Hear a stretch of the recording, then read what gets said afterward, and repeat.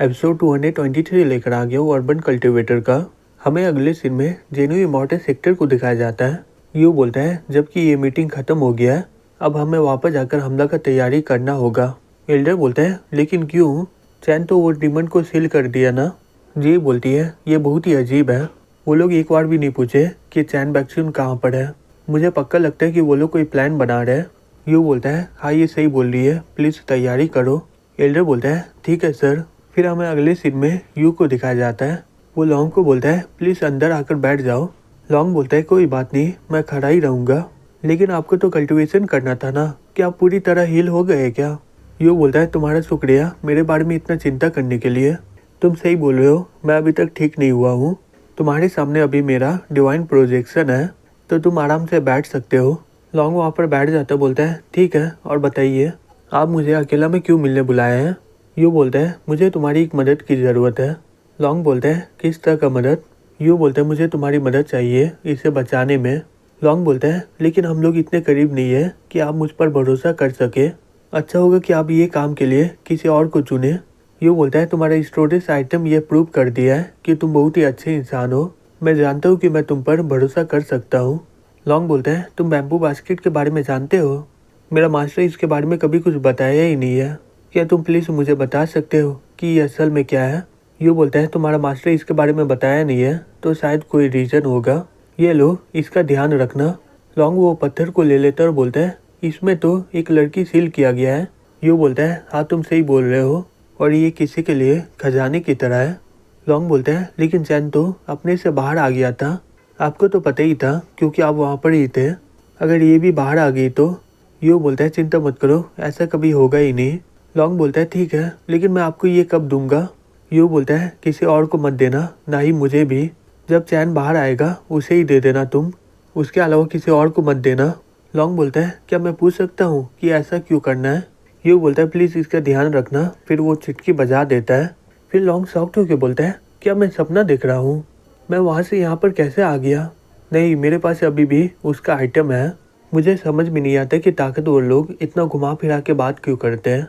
फिर हमें यूनिवर्स में बहुत सारे फ्लाइंग शिप को दिखाया जाता है। वो सील तोड़कर अंदर चले जाते हैं।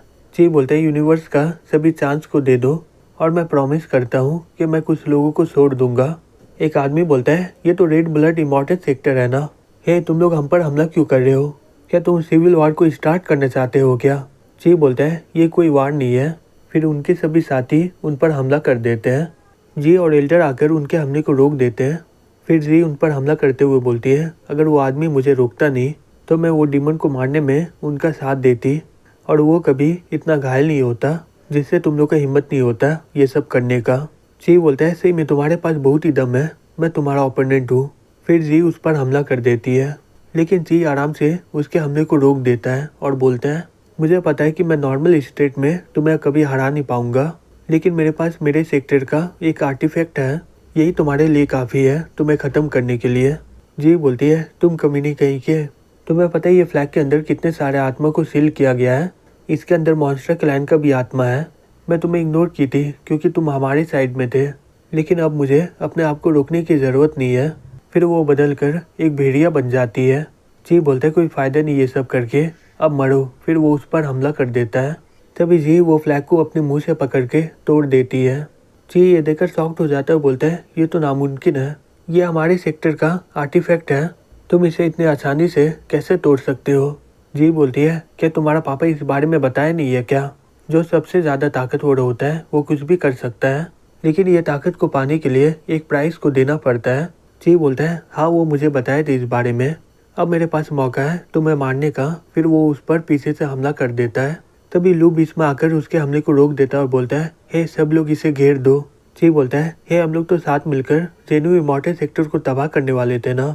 लू बोलता है जबकि चैन यहाँ पर नहीं है तो मैं तुम्हें मार सकता हूँ हमारे मास्टर को मारने के लिए। फिर उन दोनों का मुकाबला स्टार्ट हो जाता है। ची अपने मन में बोलती है तुम अभी तक बाहर नहीं आए हो, लग रहा है कि तुम अभी तक रिकवर कर रहे हो। तभी यू वहाँ पर आ जाता है, बोलता है फिर भी मैं तुम्हें यहाँ पर अकेला नहीं छोड़ सकता हूँ। जी उसे गले लगाते हुए बोलती है सही में तुम बहुत ही बेवकूफ़ हो। जी बोलता है तुम इतना ज़्यादा ताकतवर कैसे हो सकते हो जबकि तुम इतना घायल हो? यू बोलता है ये हमारे लेवल का डिफरेंस है। जी बोलता है वो ऐसा बात है, मेरे पास ऐसा कोई है जो तुमसे मुकाबला कर सकता है। जल्दी से बाहर आओ। रुको, तुम कहाँ पर हो? फिर वो चिल्ला के बोलता है, तुम कमीनी कहीं की, तुम्हारी इतनी हिम्मत, तुम मुझसे झूठ बोल रही हो। मेरे डैड तुम्हें मार डालेंगे। यूँ बोलता है, लगता है कि तुम्हारे दोस्त लोग तुम्हें धोखा दे दिए है। चीक बोलता है, नहीं रुको, मेरे पापा आकर तुमसे माफ़ी मांगेंगे। ये सब कुछ एक मजाक था, प्लीज़ मुझे माफ़ कर दो।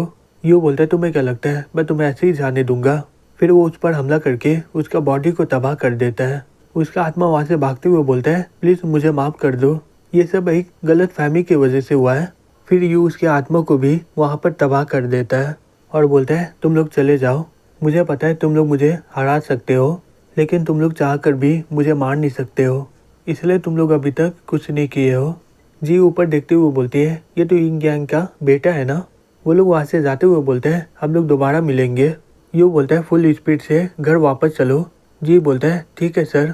फिर वो जैसे ही घर पहुँचता है वो खून का उल्टी करने लग जाता है और बोलता है, ये शुरू हो गया है ग्रैंड इमॉर्टल का पास कमजोरी, लेकिन अभी भी मैं कुछ समय के लिए अपने आप को संभाल सकता हूँ। चैन, तुम्हें जल्दी करना होगा। फिर हमें क्लाउड हेवन पैलेस में दिखाया जाता है। यूँ बोलती है, चलो अच्छा है कि तुम दोनों एकदम सुरक्षित हो। जाओ बोलती है, हाँ बिल्कुल, अब ये सनश्राइन हमारा है। यूँ बोलती है, तो इसका मतलब मुझे और भी काम करना होगा। अच्छा वो कि कल्टीवेटर कभी थकते नहीं है, तो मैं और भी ज़्यादा मेहनत कर सकती हूँ। जाओ बोलती है, तो अभी तक कोई खबर नहीं मिला है क्या? यूँ बोलती है, ये 3 साल हो चुके हैं, तुम एक सवाल बार बार पूछना बंद करो। तभी वहाँ पर सैंग आ जाती बोलती है, क्या तुम मास्टर के साथ सोई थी? ये मुझे बताई थी यहाँ पर क्या क्या हुआ था। जाओ बोलती है, हे तुम लोग शांत हो जाओ, हम लोग को इस बारे में बात नहीं करना चाहिए। तभी अचानक से वहाँ पर भूकंप आ जाता है और वो लोग जल्दी से बाहर चले जाते हैं।